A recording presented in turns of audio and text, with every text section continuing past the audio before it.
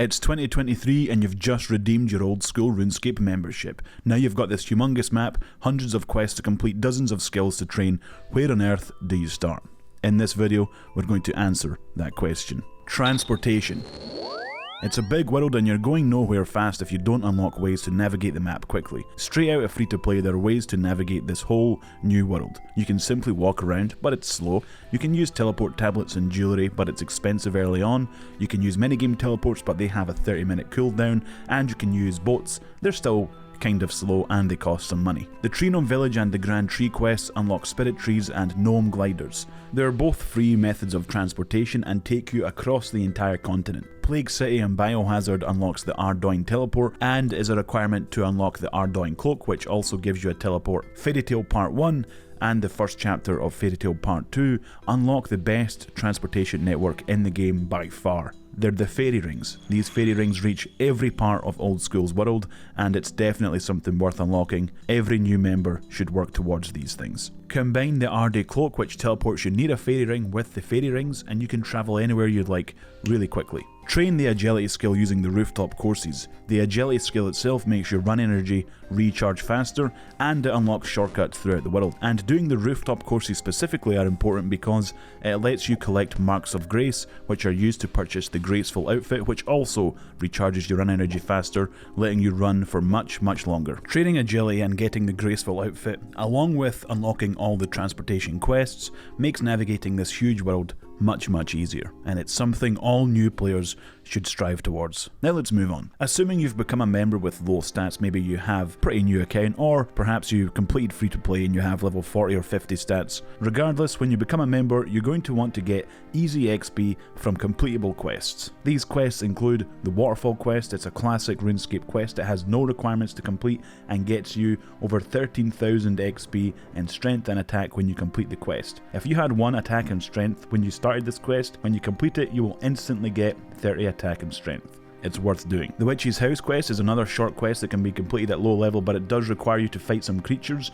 It rewards a nice cheeky 6,000 hit points XP. The fight arena is fairly similar too. You have to fight a couple of creatures, but like the Witch's House quest, you can safe spot these creatures with a magic spell. Fire Strike only requires 13 magic. It rewards 12,000 attack XP and 2,000 thieving XP. The 2 gnome quests that we already talked about in the last section, Tree Gnome Village and the Grand Tree, those quests unlock transportation methods but also give you a lot of XP. The Tree Gnome Village quest gives 11,000 attack XP, and the Grand Tree quest gives 18,000 attack XP, 8,000 agility XP, and 2,000 magic XP. The Holy Grail is another one that can be completed at low level with some cheeky methods to do the fight within the quest, and it rewards a whopping 11,000 prayer XP and 15,000 defense XP. So if you have a brand new account that you just made a member, after completing all of these quests, you would go from having level 1 stats to having 44 attack, 30 strength, 23 hit points, 14 thieving, 28 prayer, and 31 defense. That's a lot of early game grinding that you've just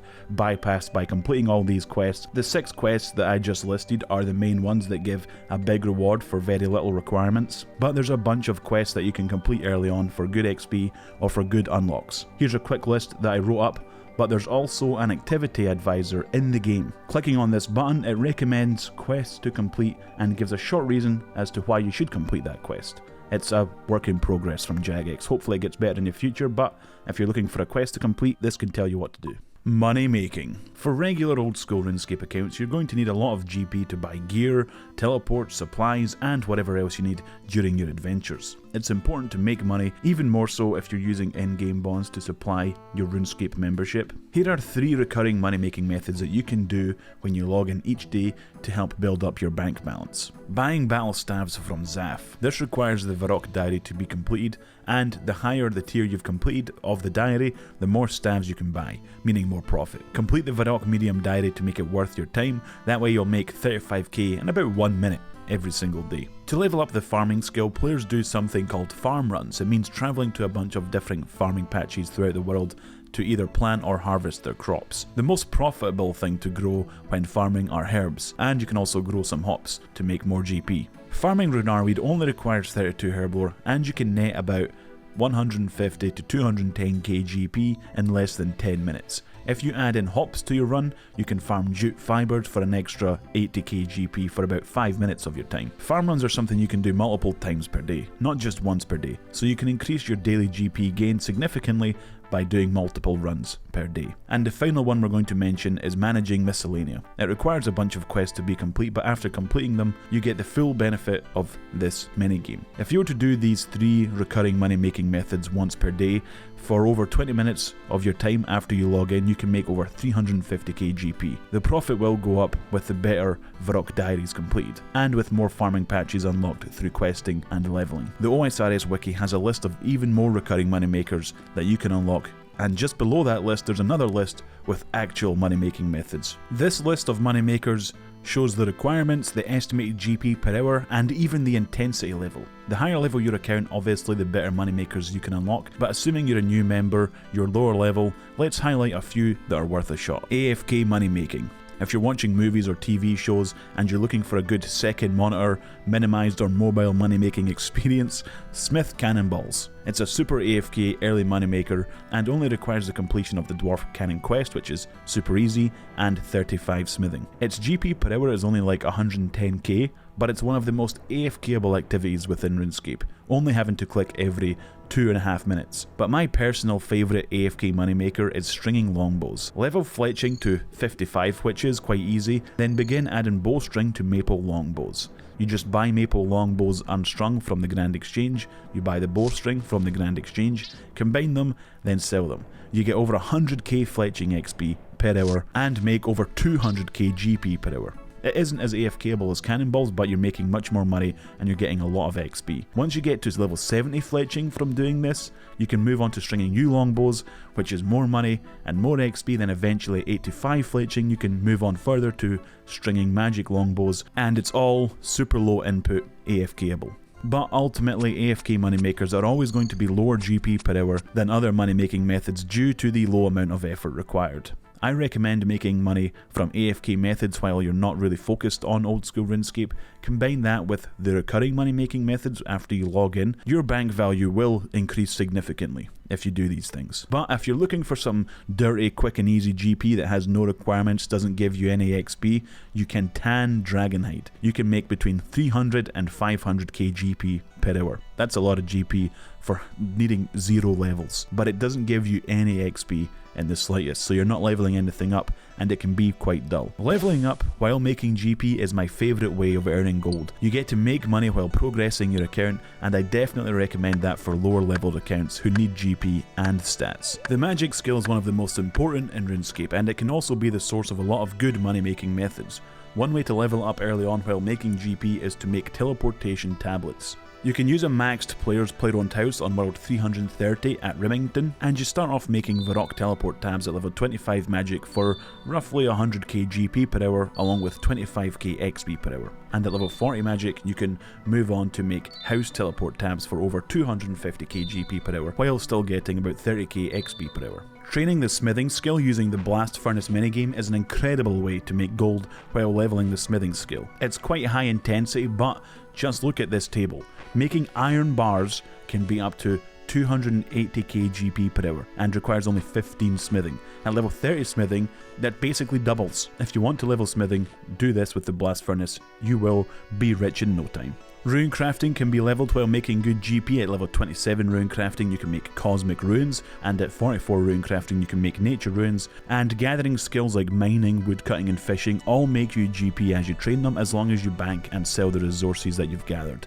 And you can pick and choose which tree you want to cut, which fish you want to fish, which rock you want to mine, and pick the more profitable ones. The Slayer skill is a monster slaying skill, and at higher levels when more monsters are unlocked, Slayer begins to become very profitable. Every single skill, except construction, can be trained in a way that makes you GP. You can find training guides for each skill on the Wikipedia. There's hundreds of YouTube videos, websites, guides. Find the training methods that involve making GP if you want to make GP. There's also training methods that just give you levels super quick. Ultimately, however, if you have a new member, a new account, low level stats, and you need to make some GP, use the money making list on the wiki and find the one that suits you most, find one that you have the requirements for, and the one you like the look of. Perhaps if you see a good money making method that you don't have requirements for but you would like to try it, make that your goal.